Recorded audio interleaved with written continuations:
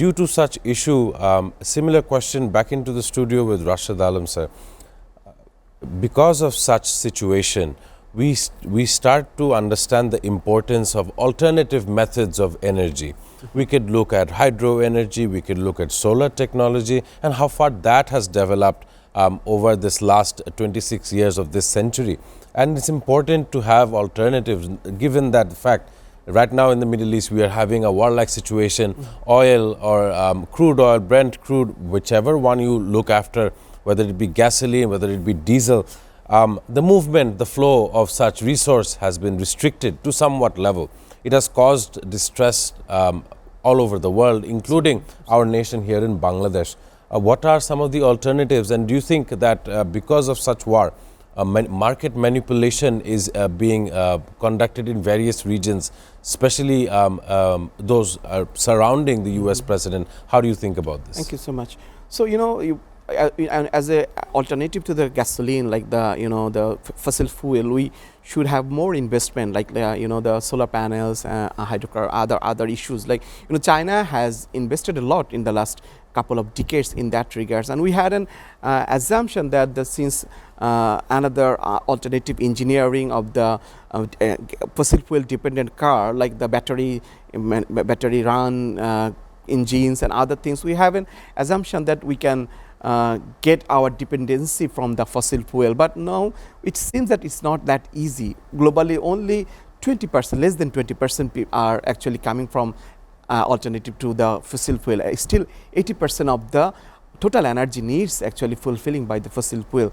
So that has been impacted, like particularly the countries of the Europe, countries of the Southeast Asia, East Asia. The Thailand government earlier said they are agreed to any other condition that Iranian government imposed, but they only want the fossil fuel, the uninterrupted supply of the fossil fuel. So this shows that how much dependent we are still on the fossil fuel. And as a country, Bangladesh is also like the third world countries like Asian, South Asian and also African countries, they are still heavily dependent on this fossil fuel. So the countries should invest more, like the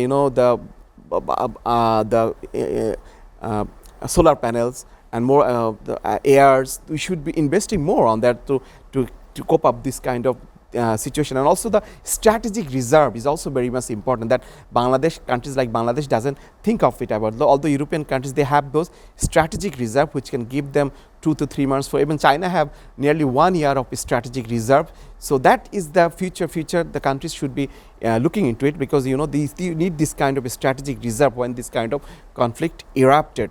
And secondly, you asked about like the issues of manipulation, market manipulation, right? On 22nd of March, we have heard that before the Donald Trump announcement of that he is giving 5 more days to the 5 more days of halt. Right. So that created massive manipulation in the markets. The people who knew that, they earned a lot, $1,000 by that. And it is heard that some family members of the Donald Trump and some close quarters make millions out of those speculation and those inside secret news they had. So this is another way of like the manipulation we can see in the global capital market, particularly the price of the gold, price of oil, very sensitive with those kind of information. So this is another dishonesty and conflict of interest that we are seeing from the premier of the US, like US president. So the way he is involved with there is lots of conflict of interest we have seen in the last couple of years from his side, like which is Americans cheating with the American population, right, I think. Absolutely. I want to bring in this issue as the Middle East sees increased attacks on infrastructure, aluminium plants, oil refineries, airports. All of these places have somewhat contribution of common Bengali employment, common Bengali workers. And because of this war, these employees who are expatriate employees who are working abroad, remittance soldiers, we can call them, of course, very important to Bangladesh's stability, economic stability. And because of such war, the remittance inflow into Bangladesh would decrease. I want to know more from Professor Rashid Alam. How are you seeing this issue? Thank you so much for bringing this, because since I'm a labor market expert, I did my PhD on the migration, international labor migration. So, Saudi Arabia hosts nearly 3 million Bangladeshis, UAE also another 2 million. So that is 5 million Bangladeshis, and other countries also hold another 2-3 million. So like 8 million Bangladeshis staying in Middle Eastern countries, and that is the main source of our remittance, since all these sectors being under attack, and there are further threat of escalation, like UAE, because UAE the policies they are doing particularly angering Iran. So if they continuously doing so, Iran might attack UAE, and that could be posing a huge disaster for UAE itself and also for Bangladesh economy, because all the investment then diverted from UAE, and that gonna cause massive unemployment. And the current worker that we are having in the UAE, Saudi Arabia, might come back. That could create huge panic for Bangladesh economy, because every month we receive roughly 300 million US dollar as a remittances. So and that majority of those come from Saudi Arabia, UAE, and those Gulf countries. So our economy is very much, and our rural and international economy and our foreign currency reserve is heavily dependent on this.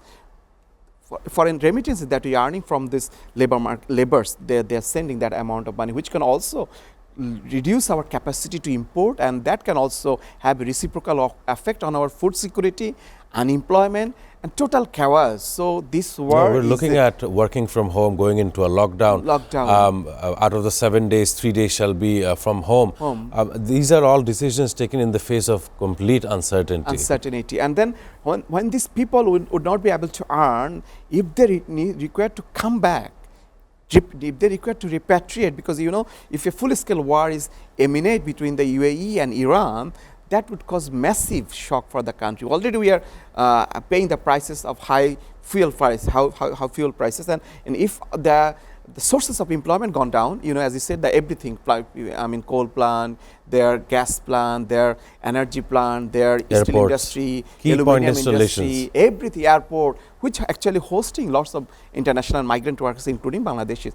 So that gonna cause massive impact, and this war actually benefiting the warmongers, the arms industry, and apart from every other citizen, even the US population, US people, the general mass people, we do not against them. They are our brothers, but they are suffering as well. They are paying the bills of this war. And who is benefiting? The war industry and the war tycoons and those the corrupted leaders like USA having at the moment. So Bangladesh must address these issues. They need to go for peacemaking. Pakistan has come back. Pakistan is trying to reduce this escalation by taking those peace efforts. Bangladesh must also send their, those kind of messages to these countries, so that we, as a region, we should not be suffered from this war. The Southeast Asia also will crumble. East Asia will crumble, and Bangladesh will crumble. Already Japan is having huge threat of the energy crisis, because not only Japan, it's South Korea as well. Semiconductor industry is taking a toll. Exactly. So that's going to increase everything. The electronic product price will be increased double, triple. So ultimately, it's our economy that's going to be affected. So the global South population need to address these issues.